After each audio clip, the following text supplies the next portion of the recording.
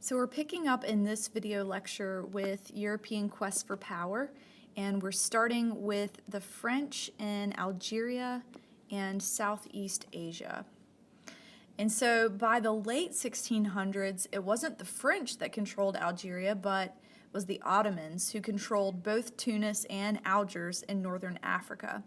And both Tunis and Algiers were engaging in and profiting from piracy, pirating ships. And as a result, they were attacked. The French attacked Algiers and the Americans attacked Tunis. In fact, in our Marine Corps song that talks about "To the Shores of Tripoli," this is a reference to Americans attacking Tunis. So the French attacked Algeria. This began in 1830 initially with a campaign against piracy, but the negotiations spun out of control, and the French ultimately demanded and received surrender and control over Algerian possessions. And so this was a new adventure for the French. Ruling Algiers was really difficult because the people were politically fragmented.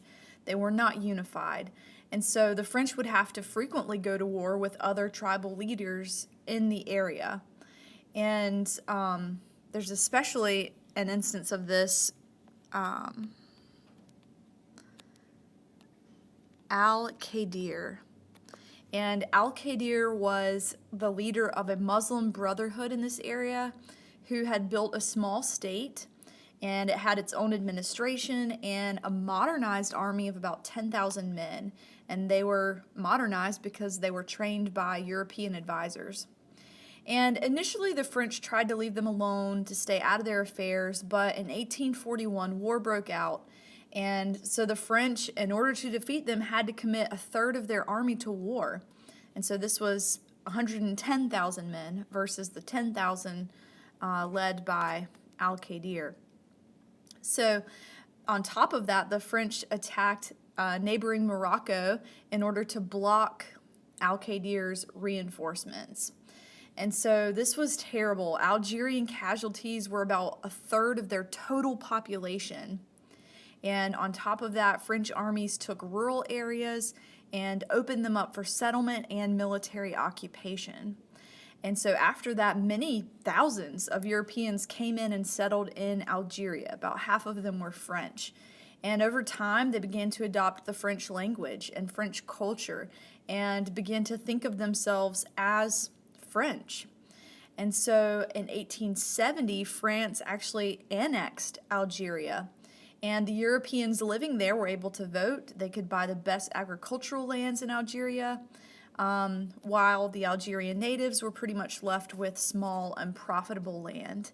And this is really the trend in the European quest for power, is that the Europeans wind up with the best of the land, exploiting the resources and the people who were there before wind up just as poor, if not poorer, than they were before. And so this marked the beginning of French colonialism in Africa, and the French would go on to capture much of West Africa, and then Southeast Asia, and then North Africa. And in Southeast Asia, they took possession of French Indochina, and they administered the government. They built public works like railroads, highways, bridges, canals, ports. Of course, that was a good thing for French Indochina, but they were used to ultimately export raw materials like rice and coal and rubber to France. So this is our typical colonial system where raw materials are being exported back to the mother country, usually to fuel their factories. In Vietnam, the Vietnamese who cooperated with the French did well, but peasant living conditions declined in Vietnam. So the Dutch in Indonesia. So the Dutch are less known and less represented in historical literature than the French or the British, and that's actually partly because no one speaks Dutch outside of the Netherlands. So there's a little bit of a linguistic barrier there. But in chapter 14, we talked about the Dutch East India Company being active in Indonesia. But because of poor management, they eventually went bankrupt in 1799. Well, 16 years later, in 1815, the Dutch government took direct control of Indonesia, and they ruled through violence and excessive cruelty. And this was reflected in the Java War. This took place from 1825 to 1830, where the Dutch built a highway through property that was housing the tomb of a Muslim saint. So a war broke out. 8,000 Dutch people were killed, but 200,000 Javanese people were killed from war. And the war and the ensuing famine and disease, but 8,000 versus 200,000. This just shows the scale of their numbers and the inequality here. The Dutch used what was called the cultivation system, and I think this might be one of our vocab words in the text. But basically, they forced peasants to give 20% of their land to cash crops for export. So they were growing coffee, sugar, and indigo to be exported for Dutch profit. By 1870, though, complaints had reached Amsterdam about the cultivation system, and the government implemented a quote-unquote liberal policy where they allowed capitalist investment in Indonesia from the Netherlands, and they lifted the harsh restrictive regulations imposed on agriculture, and they did away with the cultivation system. And when they did that, the plantations and industries began to flourish as people invested their money in those industries. So in 1901, they even replaced the liberal policy with the ethical policy. And this was designed to improve the health conditions and the education systems of the island. European competition and cooperation, empire building in Africa. And this system sort of messed with the settings on my PowerPoint, so I'm sorry about that. But empire building in sub-Saharan Africa was different than in China and India. And that was because China and India had a large governing structure in place, and in Africa, the continent was massive, but there was more diversity within the states.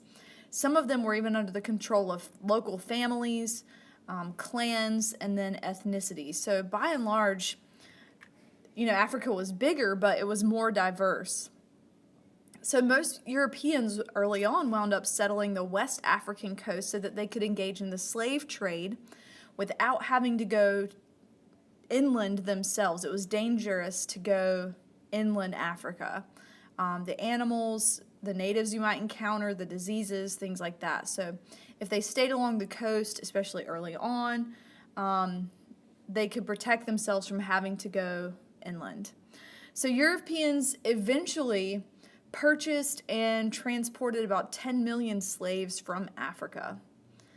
Some ports were seized by Europeans and then taken by other groups of Europeans. In present-day Ghana, for instance, the port at Elmina was first established by the Portuguese, and then it was overtaken by the Dutch, and then it was overtaken by the British. So in some instances, Europeans took this land from other Europeans. So we're starting with competition for, that says South Africa. So the Dutch established the first colony in South Africa in 1652. And this was the Cape of Good Hope. This is the southern tip of Africa. And it grew steadily. And immigrants even came from other European countries, especially Great Britain, to settle there. And so, of course, you can probably figure this out. This expansion had a really rough impact on the local populations, such as the Khoi people, who were displaced, and their chiefdoms pretty much dissolved in the face of warfare and famine. And some of them were even taken as slaves. So several years go by, the Napoleonic Wars happen, and in the treaties that ended the Napoleonic Wars, the British took over this colony, and they instituted limited representative government. They abolished the slave trade, which was a good thing, of course. But they still managed to keep Africans out of office, and they did that with placing property qualifications on the right to vote. Well, the Dutch, who were traditionally cruel and hateful to the natives, more so than other Europeans, hated these liberal policies, the representative government, the abolition of the slave trade. So they took what was called the Great Trek. And really, this was just a migration northward, or a march northward between 1834 and 1841. And just a side note, the Dutch are called Boers, and sometimes they're called Afrikaners. And you'll see that term used a lot, but that's who we're talking about, is the Dutch, particularly those in South Africa. So the Dutch they moved northward, they formed two new republics called Orange Free State and Transvaal. And the Boers, of course, fought and conquered the Africans that they met along the way, displacing many of them. So, the Dutch moved northward because they didn't like the British liberal policies. Well, in 1816, a guy named Shaka seized the Zulu kingdom. This is just to the north and the east of the British Cape Colony, so still South Africa. And Shaka organized a standing army of 40,000 soldiers. Well, a few years go by. 1828, Shaka was actually assassinated by his two half-brothers, who then expanded the kingdom, and they forced the locals to flee to the Cape Colony because they were so terrible. So more people moving into the Cape Colony. Well, in 1870, gold was discovered at Kimberley, South Africa, and in the 1880s, an even larger amount of gold was found at Witwatersrand, also in South Africa, a little bit further north than Kimberley. But this was the largest deposit of gold in the world. And so you can imagine this competition for wealth is going on between the British and the Dutch, who had made the trek a little bit northward. So this competition created more hostilities between the Dutch, or the Boers, and the British, and this erupted into a full-scale war where the British defeated the Boers in a 3-year war or engagement called the South African War. The British call it the Boer Wars, and you may see that term either way, but the South African War or the Boer Wars, it's the same thing. But basically there were 450,000 British versus 88,000 Dutch. And so the British, of course, won this war, and in 1910, they consolidated their own colonies with the Boer republics into the Union of South Africa, which eventually became a self-governing country. So Sierra Leone and Liberia. Both of these were set up as safe havens for former slaves. And they founded new businesses, but were ultimately based on producing tropical agricultural products. And Sierra Leone was founded by the British to house freed slaves after the abolition of slavery, while Liberia was set up by the American Colonization Society for the repatriation of freed slaves from the Americas. So cooperation between Africans and Europeans. So Africans and Europeans had cooperated for centuries in the slave trade, but as the slave trade ended, they looked for new exports. And so there was an increase in European commercial farming in Africa, particularly ivory harvesting, and then copper and metal mining, which required lots of labor. And that labor spot was filled by former slaves, sometimes against their wills. Over time, though, Europeans owned and managed more of these great plantations and industries in the interior. So the scramble for Africa. So Europeans were inspired by a Scottish missionary named David Livingstone. And David Livingstone was distinguished because he treated the natives with respect, which was uncommon for Europeans in Africa. He learned several African languages, and he campaigned continuously against the slave trade. And so in 1871, these premature rumors hit the newspaper. And so this newspaper in New York dispatched a guy named Henry Morton Stanley to try to find Livingston. And when he located Livingston, he not only located him, but he also carried out expeditions of his own. And Stanley was actually traveling with a group of men, almost like a military. And so when he returned to Europe, King Leopold II of Belgium was impressed with what Stanley told him. And so King Leopold of Belgium commissioned him to establish trading stations along the Congo River. And King Leopold gave him a lot of power. He gave him the right to make treaties or negotiate treaties with local chiefs and to establish a confederation of the free Negro republics, which was essentially an estate of about 900,000 square miles that would function as a plantation for the personal profit of the king.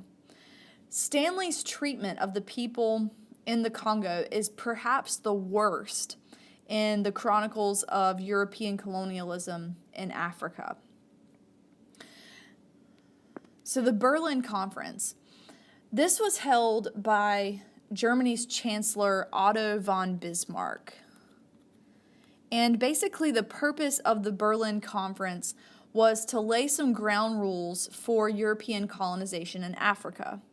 So they met together, they sat down, they divided up the lands of Africa on paper, and then the rule was that those lands had to be settled in order for that European nation to claim the territory. So these European nations quickly dispatched settlers to scramble for Africa. It's pretty much what they were doing. So they divided up the continent and conquered it. And of course, if the locals resisted, they were crushed by Europeans. So Europeans and labor relations in Africa. So in effect, Europeans took African land and redistributed it amongst themselves. And they produced a new wage labor force in doing that. So in general, European colonial governments basically imposed taxes that had to be paid in cash, and this forced African natives to find a way to make money. Not all of them made money. Many of them built their own houses, grew their own food, and so in order to pay their taxes, they had to go find a way to make money. And many of them, in order to do that, worked in gold and diamond mines, which split up families. They housed males in military barrack type housing, and women and children carried on limited farming and some craft production in order to supplement the income because they weren't paying the males enough to support the family. Skilled jobs, of course, were reserved for whites or Europeans, and this really was a European-sided deal in every way. And just an example of that is the Natives Land Act of South Africa that closed off 87% of the land in South Africa to African ownership. So this really, again, was a one-sided deal. So we'll go ahead and end our video lecture here.